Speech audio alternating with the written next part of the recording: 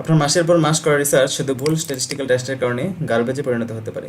এই ভিডিওতে আমরা স্ট্যাটিস্টিক্যাল টেস্টগুলো নিয়ে আলোচনা করছি। প্রথমে থিওরিটিক্যালি সবগুলো টেস্ট সম্পর্কে আলোচনা করব, তারপর একটা কমপ্লিট ডাটাসেট থেকে আমরা এই স্ট্যাটিস্টিক্যাল টেস্টগুলো কন্ডাক্ট করে এফপিএস স্টাইলে রিপোর্ট প্রেজেন্ট করব।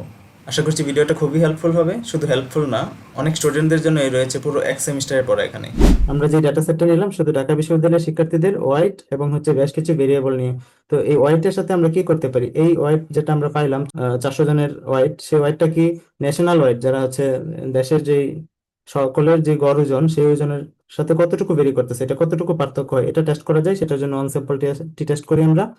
তারপরে আমরা দেখতে পারি যে এই ওয়েটটা, ওজনটা কি আমরা ভেরি করতেছি কিনা ছাত্র এবং ছাত্রীদের মাঝে।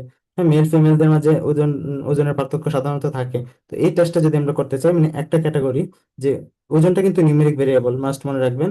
নিউমেরিক ভেরিয়েবলের সাথে আমরা আরেকটা ক্যাটাগরিক্যাল দুইটা অপশনের মধ্যে কম্পেয়ার করতেছি, তখন করি ইন্ডিপেন্ডেন্ট স্যাম্পল টি টেস্ট।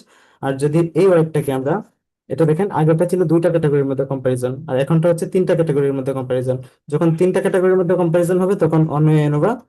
আর যদি এই যে আমরা যেটা বললাম, করোনাকালীন ছুটির আগে এবং পরের যে ওজনের পার্থক্য, এটা দেখতে চাই, তখন পেয়ার স্যাম্পলটি টেস্ট করি। যারা একদমই টেস্টগুলোর সাথে পরিচিত না, পরবর্তী একটু স্লাইডে আরো বিস্তারিত আছে, আমি দেখাচ্ছি। ওজন এবং উচ্চতার সাথে সাধারণত দেখি একটা সম্পর্ক থাকে, তখন আমরা কোরিলেশন টেস্ট করি। আর যদি ক্যাটাগরিক্যাল ভেরিয়েবলের সাথে ক্যাটাগরিক্যাল ভেরিয়েবলের সম্পর্ক, আশা করি ক্যাটাগরিক্যাল ভেরিয়েবল কি আগে ক্লিয়ার হয়ে গেছেন। হ্যাঁ, এই যে weight, healthy, underweight, healthy, overweight, এগুলো হচ্ছে ক্যাটাগরি। ভেজিটেরিয়ান, নন ভেজিটেরিয়ান, এগুলো হচ্ছে ক্যাটাগরি। এই ক্যাটাগরির সাথে ক্যাটাগরি তুলনা করলে আমরা কাই স্কোয়ার টেস্ট করি। আমরা এটার বিস্তারিত দেখি, পরের স্লাইডে কি আছে, সুন্দর করে বিস্তারিত দেওয়া আছে। এখন আমাদের যে ভেরিয়েবল গুলো আছে, আমাদের যে সিনারিওটা ডেটা সেটে, সেইটা থেকে আমরা কিভাবে কি ডিসিশন নিব, কখন কোন ধরনের টেস্ট করব, চলুন দেখি। আমরা যে কোশ্চেনটা তৈরি করলাম যে আমাদের ওজন, হ্যাঁ, ঢাকা বিশ্ববিদ্যালয়ের স্টুডেন্টদের ওজন ছাত্র এবং ছাত্রীদের মধ্যে কোনো পার্থক্য হচ্ছে কিনা, এটা আমরা দেখব। তো এটা করার জন্য আমাদের দুইটা বিষয় দরকার। এই যে ওজন ভেরিয়েবলটা আমরা পাইলাম, ওজন এটা কিন্তু নিউমেরিক ভেরিয়েবল। এই যে দেখেন, আমি নিউমেরিক ভেরিয়েবলকে ব্লু, ইয়েলো কালার এবং হচ্ছে এন দিয়ে অ্যাসাইন করে রাখলাম। আর এই যে ভেরিয়েবলটা আছে হাইলাইট করে রাখলাম, এটা হচ্ছে নিউমেরিক ভেরিয়েবল, এটা হচ্ছে ওজন। তো আমরা এই ওয়েট ভেরিয়েবলটার সাথে কি তুলনা করতেছি? Gender variable. ছাত্র এবং ছাত্রী হচ্ছে জেন্ডার ভেরিয়েবলের মাঝে পড়ে। দেখেন, জেন্ডার ভেরিয়েবলের দুইটা ক্যাটাগরি, একটা হচ্ছে মেল আর একটা হচ্ছে ফিমেল। এখানে আমরা খেয়াল করেন যে টু ডিফারেন্ট ক্যাটাগরিজ এর কথা বলতেছি, এই যে আন্ডারলাইন করা আছে, হ্যাঁ, হাইলাইট করা আছে হচ্ছে টু। আমরা যখন দুইটা ক্যাটাগরির মধ্যে তুলনা করি, তখন করা হচ্ছে ইন্ডিপেন্ডেন্ট স্যাম্পল টি টেস্ট। এই ইন্ডিপেন্ডেন্ট স্যাম্পল টি টেস্ট কখন করা হয় সেটা আপনাকে মাস্ট জানতে হবে, বুঝতে হবে। ইন্ডিপেন্ডেন্ট স্যাম্পল টি টেস্ট হচ্ছে যখন একটা নিউমেরিক ভেরিয়েবলের সাথে আমি যখন একটা ক্যাটাগরিক্যাল ভেরিয়েবলের তুলনা করি, যেই ক্যাটাগরির দুইটা অপশন আছে, দুইটা ক্যাটাগরি আছে, মেল ফিমেল, দুইটা মাস্ট, দুইটা থাকতে হবে, আর বেশি হলে অন্য টেস্ট। হুম, দুইটা ক্যাটাগরি হলে যে ভেরিয়েবল, সেটা আমরা পাইলাম জেন্ডার। এই জেন্ডারের সাথে আমরা তুলনা করতে পারি, তাহলে ইন্ডিপেন্ডেন্ট স্যাম্পল টি টেস্ট করি। আমি যদি এই ক্যাটাগরিটা ভিন্ন হইতো, আরো বেশি হইতো, তখন অন্য আরেকটা টেস্ট হইতো, সেটা আমরা পরে দেখতেছি। তাহলে খেয়াল রাখতে হবে, নিউমেরিক ভেরিয়েবলের সাথে এমন একটা ক্যাটাগরিক্যাল ভেরিয়েবল যার হচ্ছে দুইটা ক্যাটাগরি আছে, মেল ফিমেল, তখন ইন্ডিপেন্ডেন্ট স্যাম্পল টি টেস্ট করি। এবং এই টি টেস্টের করার পরে আমরা কি হয়, যদি হচ্ছে আমার এই যে পি ভ্যালুটা, যে দেখেন 0.03 আসছে, টেস্ট করার পর আমার পি ভ্যালুটা 0.03 আসছে, তখন আমরা রেজাল্টটাকে ইন্টারপ্রেট করি যে there is a difference between the variable gender and হচ্ছে হোয়াইট। এটার মধ্যে একটা পার্থক্য আছে, স্ট্যাটিস্টিক্যালি সিগনিফিকেন্ট পার্থক্য আছে, এটাকে আলফা ভ্যালু বলে। হ্যাঁ, যে আমি 0.05টা বলতেছি, এটা আলফা, মানে হচ্ছে আমার আমার হচ্ছে এটা থ্রেশহোল্ড, এটা এটা হচ্ছে আমার একটা লাইন টানা। এই লাইনের নিচে থাকলে আমি তখন এটাকে বলি স্ট্যাটিস্টিক্যালি সিগনিফিকেন্ট, কেননা আনসার্টেনিটি কম থাকে। এটার মানে হচ্ছে 0.01 হলে 99% নিশ্চিত, 1% অনিশ্চিত। তো এই পার্থক্যটাকে পরে সুন্দর করে রিপোর্টে ইন্টারপ্রেট করতে হয়, সেই ইন্টারপ্রিটেশনটা আছে, আমরা সফটওয়্যার থেকে অ্যানালাইসিস করে ইন্টারপ্রিটেশনটা পরে দিব। আমরা হচ্ছে প্রথমে দেখতেছি সিনারিওটা, কখন কোন ভেরিয়েবলের ক্ষেত্রে কোন টেস্টটা করা হয়, সেটা আমরা দেখে তারপরে সফটওয়্যারে যাব, সফটওয়্যার দেখে তারপর ইন্টারপ্রেট করব রিয়েলি যে সিনারিওটা আসে। তাহলে আবার রিক্যাপ করি, একটা নিউমেরিক ভেরিয়েবলের সাথে যখন একটা ক্যাটাগরি উইথ টু ক্যাটাগরিজ, হ্যাঁ, এমন একটা ক্যাটাগরিক্যাল ভেরিয়েবল যেটার সাথে দুইটা ক্যাটাগরি আছে, তখন আমরা ইন্ডিপেন্ডেন্ট স্যাম্পল টি টেস্ট করি, মাস্ট মনে রাখতে হবে।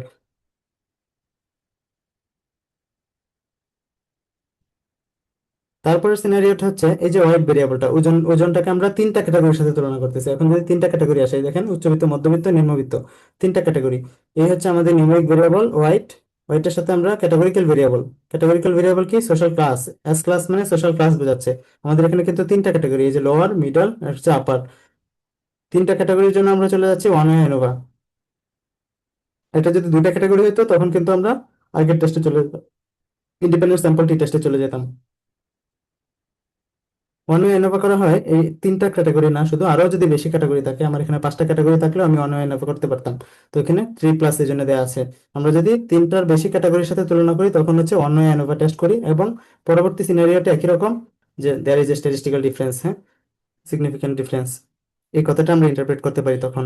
তাহলে মেন কথা হচ্ছে আমি যখন দুইটার বেশি ক্যাটাগরির সাথে একটা নিউমেরিক ভেরিয়েবল তুলনা করি, নিউমেরিক ভেরিয়েবল হবে, হ্যাঁ, এন মানে নিউমেরিক, আর ওয়াইট হচ্ছে এই নিউমেরিক্যাল ভেরিয়েবলটা। দেখেন এখানে নাম্বার, এগুলো হচ্ছে নাম্বার, নাম্বারগুলো হচ্ছে নিউমেরিক ভেরিয়েবল, আর এই যে ক্যাটাগরি টেক্সট এগুলো হচ্ছে categorical variable.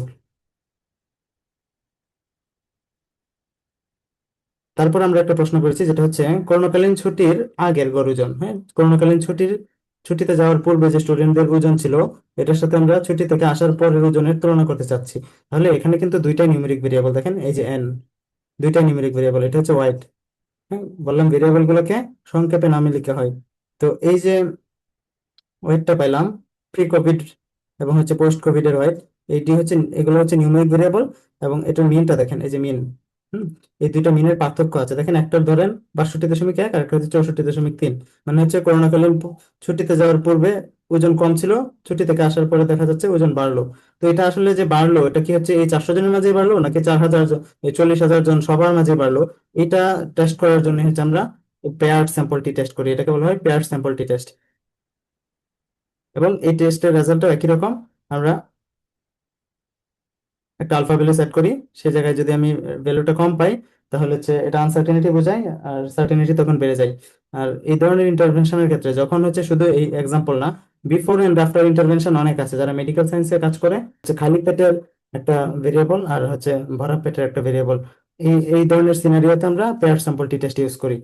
Before and after intervention মানে যে কোনো একটা ইন্টারভেনশন দেওয়ার পূর্বে এবং হচ্ছে পরের সিনারিওটা কি হইতে পারে, এটার যে স্ট্যাটিস্টিক্যাল টেস্টটা সিনারিওটা, সেটা করা হয় পেয়ার স্যাম্পল টি টেস্ট দিয়ে। এখন আমরা দেখবো দুইটা নিউমেরিক ভেরিয়েবলের সাথে নিউমেরিক ভেরিয়েবলের তুলনা, একটা নিউমেরিক ভেরিয়েবল ওয়েট, একটা নিউমেরিক ভেরিয়েবল হচ্ছে হাইট। ওজন এবং উচ্চতার সাথে আমরা জানি সম্পর্ক থাকে, ওজন বাড়লে উচ্চতা বাড়ে নাকি উচ্চতা বাড়লে ওজন বাড়ে, এরকম একটা সম্পর্ক আছে। তো ওজন এবং উচ্চতার সাথে আমরা যদি তুলনা করতে চাই, এটা কিন্তু দুইটাই নিউমেরিক ভেরিয়েবল, এই যে সব হচ্ছে নাম্বার, সব নাম্বার, এই নাম্বার নিউমেরিক ভেরিয়েবলের সাথে নিউমেরিক ভেরিয়েবলের তুলনা যদি আমরা করতে চাই তখন এটাকে বলা হয় কোরিলেশন টেস্ট। এই কোরিলেশন টেস্টটা হয় দুইটা নিউমেরিক ভেরিয়েবলের সাথে, মাস্ট মনে রাখতে হবে যখন দুইটা নিউমেরিক ভেরিয়েবলের সাথে তুলনা করি তখন কোরিলেশন হয়, আর যখন দুইটা ক্যাটাগরিক্যাল ভেরিয়েবলের সাথে তখন অন্য আরেকটা টেস্ট, সেটা আমরা আসতেছি। তো একই ধরনের সিনারিও, দুইটা নিউমেরিক ভেরিয়েবলের সাথে তুলনা করলে আমরা এরকম একটা আলফা ভ্যালু সেট করি, যে এটা হচ্ছে 5%। এখানে আমি বলি 5% কেন আমরা রেগুলার বলতেছি, এটা সোশ্যাল সায়েন্স, সোশ্যাল সায়েন্স কিংবা অন্যান্য যে কোনো রিসার্চে 5%ই ধরে, কিন্তু মেডিকেল সায়েন্সে 99.99%ও ধরে। তখন আপনাকে ওই আলফা ভ্যালুটা আপনার রেজাল্টে এরকম পাইতে হবে 0.01, 0.01 মানে কিন্তু 1%, তখন আপনাকে 0.01-এরও নিচে হইতে হবে ভ্যালুটা, যদি আপনি এরকম পান 0.001, তখন হচ্ছে আপনি এটাকে বলতে পারবেন যেটা স্ট্যাটিস্টিক্যালি সিগনিফিকেন্ট, কেননা ওই ওই ভ্যালুটা এই ভ্যালুটার চাইতে ছোট। তো আমরা সাধারণত 95% ধরি, তো 95%, সেজন্য আমরা 0.05 আলফা ভ্যালু ধরতেছি, যে এটার নিচে পেলে হচ্ছে আমরা স্ট্যাটিস্টিক্যালি সিগনিফিকেন্ট বলি। এখন আমি বললাম যে দুইটা ক্যাটাগরিক্যাল ভেরিয়েবলের সাথে তুলনা, দেখেন ওয়াইট হচ্ছে আমরা পাইলাম, ওয়াইট যে ভেরিয়েবলটা এটা কিন্তু আসলে আমরা নিউমেরিক পেয়েছিলাম, এই যে দেখেন পাশের যে ভেরিয়েবলটা, এটা ওয়াইট, এটা কিন্তু নাম্বার ছিল, এটাকে আমরা কনভার্ট করে ক্যাটাগরি তৈরি করেছি, এই যে ক্যাটাগরিক্যাল ভেরিয়েবল বানিয়েছি, আন্ডার ওয়েট, হেলদি, ওভারওয়েট। হুম। তো এই নিউমেরিক ভেরিয়েবলটাকে ট্রান্সফার করে ক্যাটাগরিক্যাল ভেরিয়েবল বানানো যায়। তো এখন এই ক্যাটাগরির সাথে এই ক্যাটাগরি তুলনা করতে চাচ্ছি, আমরা দুইটাই ক্যাটাগরিক্যাল ভেরিয়েবল, যখন দুইটা ক্যাটাগরিক্যাল ভেরিয়েবলের সাথে তুলনা করব তখন আমরা হচ্ছে কাই স্কোয়ার টেস্ট করি। আমরা আগে দেখলাম যখন যে দুইটা নিউমেরিক ভেরিয়েবলের সাথে তুলনা করি, একটা নিউমেরিক ভেরিয়েবল আবার আরেকটা নিউমেরিক ভেরিয়েবলের সাথে তুলনা, তখন হবে কোরিলেশন টেস্ট। আর যখন দুইটা ক্যাটাগরিক্যাল ভেরিয়েবল তখন হবে হচ্ছে কাই স্কোয়ার টেস্ট। এটা ভুল লেখা হয়েছে, এটা কাই স্কোয়ার টেস্ট হবে।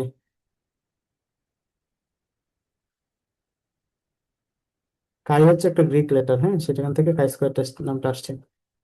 যখন আমরা ক্যাটাগরিক্যাল ভেরিয়েবলের সাথে ক্যাটাগরিক্যাল ভেরিয়েবলের তুলনা করি তখন আমরা কাই স্কোয়ার টেস্ট করি এবং পরবর্তীতে সেই আলফা ভ্যালুটা ধরে আমরা রেজাল্টটা কত আসে সেটা ইন্টারপ্রেট করি। একটা বিষয় হচ্ছে রিগ্রেশন অ্যানালাইসিস, রিগ্রেশন করে কি প্রিডিক্ট করে, প্রিডিক্ট, আপনি যে কোনো ভেরিয়েবলকে প্রেডিক্ট করতে পারেন আপনি কয়েকটা ইন্ডিপেন্ডেন্ট ভেরিয়েবল দিয়ে। ধরেন রিগ্রেশনের কাজ কি, রিগ্রেশন অনেক টাইপসের রিগ্রেশন আছে, আমরা সাধারণত যেটা বলতেছি লিনিয়ার রিগ্রেশন বা লজিস্টিক রিগ্রেশন হয়। লজিস্টিক রিগ্রেশন হয় যখন হচ্ছে আপনার এই ভেরিয়েবলটার দুটো ক্যাটাগরি থাকে, এই যে ইয়াস নো দুটো ক্যাটাগরি, হ্যাঁ ইয়াস নো দুটো ক্যাটাগরি থাকলে হচ্ছে লজিস্টিক রিগ্রেশন। আর নিউমেরিক ভেরিয়েবল হচ্ছে যদি হচ্ছে এরকম নাম্বার থাকে যে, হুম, যখন এরকম নাম্বার গুলো থাকবে সেগুলো হচ্ছে লিনিয়ার রিগ্রেশন।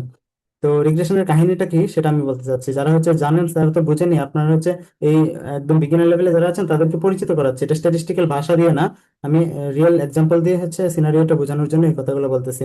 রিগ্রেশনের কাজটা কি? রিগ্রেশন হচ্ছে প্রিডিক্ট করে, যেমন আপনি আপনার যে গার্লফ্রেন্ড বা বয়ফ্রেন্ডকে বিয়ে করতে পারবেন কিনা এগুলো বেশ কিছু ভেরিয়েবল দিয়ে হচ্ছে ডিফাইন করে আসে, প্রিডিক্ট করতে হয়। যেমন কিভাবে প্রিডিক্ট করতে পারবেন, এটা শুধু আপনার একার সিদ্ধান্তের উপর নির্ভর করে না, এই যেগুলো হচ্ছে ইন্ডিপেন্ডেন্ট ভেরিয়েবল, হ্যাঁ, এই আপনার বিয়ের সিদ্ধান্তটা ডিপেন্ড করে এগুলোর উপর, এটা হচ্ছে এটাকে এই জন্য ডিপেন্ডেন্ট ভেরিয়েবল বলে। আপনার যে প্রিডিকশনটা আসবে আপনি কি বিয়ে করতে পারবেন নাকি নো, ইয়াস আর নো যে ক্যাটাগরিটা আসবে, এই ক্যাটাগরিটা অনেকগুলোর উপর নির্ভর করে। কেমন? একটা হচ্ছে আপনার নিজের সিদ্ধান্তের উপর, আপনার বাবার সিদ্ধান্তের উপর, আপনার মায়ের সিদ্ধান্তের উপর, আপনার চাকরির স্ট্যাটাসের উপর, আপনার হচ্ছে ফাইন্যান্সিয়াল স্টেবিলিটির উপর, আপনার হচ্ছে জমি জমা আছে কিনা ওইসবের উপর অনেক ভেরিয়েবল আছে, ওইগুলোর উপর ডিপেন্ড করে তারপরে ডিসিশনটা আসে ইয়াস ওর নো হবে। রিগ্রেশনের কাজগুলো হচ্ছে এরকম, বেশ কিছু ইন্ডিপেন্ডেন্ট ভেরিয়েবল দিয়ে আপনি একটা কিছুকে প্রিডিক্ট করবেন, এটা ডিসিশনটা এরকম আসবে অন্যগুলোর উপর ভিত্তি করে। এগুলো হচ্ছে ইন্ডিপেন্ডেন্ট ভেরিয়েবল, হ্যাঁ, এগুলোকে বলা হয় ইন্ডিপেন্ডেন্ট ভেরিয়েবল। ওগুলো ওগুলো আলাদা আলাদা ডিসিশন দিবে, আপনি নিজে বলবেন ইয়াস ঠিক আছে তাহলে আপনার এখানে স্কোর বাড়লো, আপনার বাবাও বললো ইয়াস স্কোর বাড়লো, আপনার মাও বললো ইয়াস, তাহলে কিন্তু আপনি ইয়াসের দিকে যাচ্ছেন। তারপরে হচ্ছে আপনার চাকরি আছে ইয়াস, আপনার আর্থিক সক্ষমতা আছে ইয়েস। যখন আপনি এরকম অন্য ভেরিয়েবল গুলোর সাপোর্ট পাবেন তখন একদিকে রেজাল্ট যাবে, সাপোর্ট না পাইলে আরেকদিকে যাবে। এইভাবে হচ্ছে রিগ্রেশনের প্রিডিক্ট করে, রিগ্রেশনের কাজ হচ্ছে সেটা। তো আমরা এখন যে ডেটা সেটটা দেখলাম সেই ডেটা সেটে এই টেস্টগুলো আছে, এই টেস্টগুলো আমরা ডেটা সেট থেকে প্র্যাকটিক্যালি দেখবো কিভাবে টেস্টগুলো রান করে এবং এটা ইন্টারপ্রিটেশনটা কিভাবে হয়। আমরা এখানে থিওরিটিক্যাল আলোচনা গুলো করলাম যে কখন কোন টাইপের ভেরিয়েবলের জন্য কি টেস্ট রান করতে হয়। ধন্যবাদ পুরো ভিডিওটি ধৈর্য ধরে দেখার জন্য। আমরা এ পর্যায়ে এই পুরো ডেটা সেট থেকে প্রতিটা স্ট্যাটিস্টিক্যাল টেস্ট এসপিএসএস এ কন্ডাক্ট করে এপিএস স্টাইলে রিপোর্ট করব। এই হচ্ছে আমাদের রিপোর্ট, আমরা পুরো কাজটি এপিএস স্টাইলে প্রেজেন্ট করেছি। আশা করছি পরবর্তী পর্বে আমাদের সাথেই থাকবেন, আর এই ভিডিওটি থেকে বিন্দুমাত্র উপকৃত হলে আপনি কাইন্ডলি শেয়ার করতে পারেন। ধন্যবাদ।